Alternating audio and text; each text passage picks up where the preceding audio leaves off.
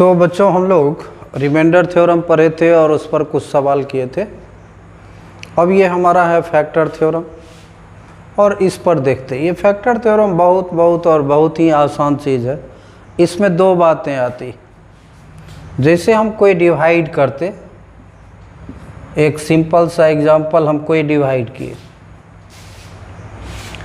तो ये डिवाइड किए तो हमारा रिमाइंडर 0 आया। तो फैक्टर थ्योरम का पहला पार्ट कहता है कि अगर रिमाइंडर 0 हो, जैसे इसमें हमारा रिमाइंडर 0 है, तो कहता है कि ये चीज़ इसका फैक्टर होगा। यानी कि इफ़ रिमाइंडर इज़ 0 तो कहता है कि ये जो डिवाइज़र है वह इसका फैक्टर होगा। 2 इज़ ए फैक्टर ऑफ 16। तो इसी को हम पोलिनोमियल में पढ़ते तो हम मान लिए जो ये हमारा डिविडेंड है, हमने पिछले दिन पढ़ाया था कि ये px से हम रिप्रेजेंट करेंगे। तो कहता है कि px कोई पोलिनोमियल है जिसका डिग्री 1 या 1 से ज़्यादा। तो ये कोई पोलिनोमियल हो गया जिसका डिग्री 1 या डिग्री 1 से ज़्यादा होगा।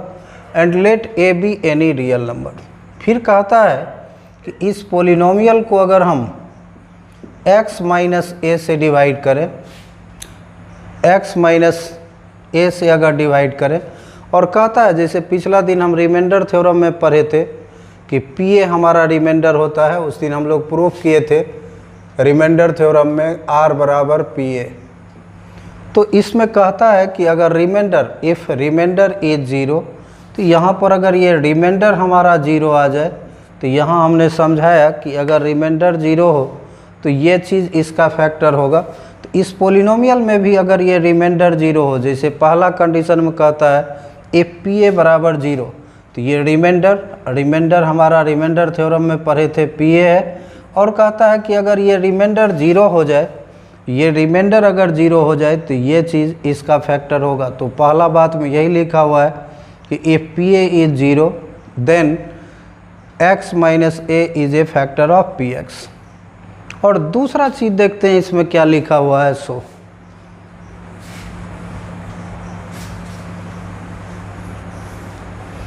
दूसरा चीज़ कहता है इसमें कि जैसे आपको दे दिया 16 है और इसका एक फैक्टर है 2, इट इज़ गिवन कि 2 is a factor of 16। Factor है का मतलब अब हम देखते इसको अगर हम डिवाइड करें तो हमारा रिमाइंडर 0 आएगा। जस्ट उसका कन्वर्स उस समय हम पढ़े थे कि रिमाइंडर 0 हो तो ये चीज़ इसका फैक्टर होगा। और जस्ट अब इसका उल्टा पढ़ रहे हैं कि अगर ये इसका फैक्टर हो यानी कि रिमाइंडर 0 होगा। तो दूसरा कंडीशन यही कहता है हमारा कि अगर ये x माइनस ए हमारा फैक्टर हो जाए पी एक्स का, इफ़ ये अगर हमारा इसका फैक्टर हो तो रिमाइंडर हमारा बचेगा पी ए।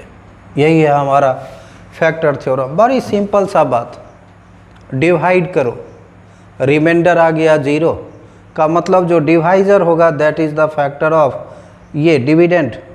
और जस्ट उल्टा अगर ये हमारा फैक्टर है इसका then remainder must be equal to 0। अब हम इसको प्रूफ के लिए पढ़ते हैं। प्रूफ में देखते हैं क्या सब लिखा हुआ। तो प्रूफ इसका कुछ होता नहीं है, प्रूफ है नहीं, बस यही जो एग्जाम्पल हमने बताया यही एक तरह से प्रूफ है इसका। तो हमने लिखा कि पी एक्स कोई पोलिनोमियल है जिसको x माइनस ए से डिवाइड करते हैं तो मान लिया कि कोशिएंट हमारा क्यू एक्स है। कोशिएंट को हम क्यू एक्स मान लिए। And by remainder theorem, remainder theorem में हम लोग पढ़े थे कि रिमाइंडर इज़ पी ए। तो हमने यहाँ पर लिख दिया कि रिमाइंडर हमारा पी ए।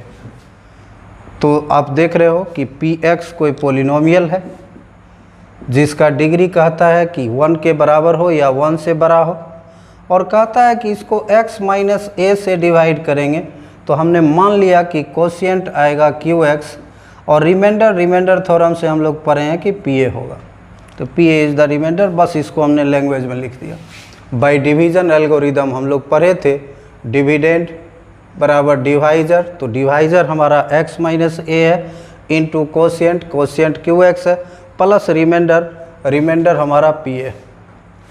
ये हम लोग पिछले क्लास में पढ़े थे डिवीजन एल्गोरिदम कि डिविडेंड बराबर divisor into quotient plus reminder.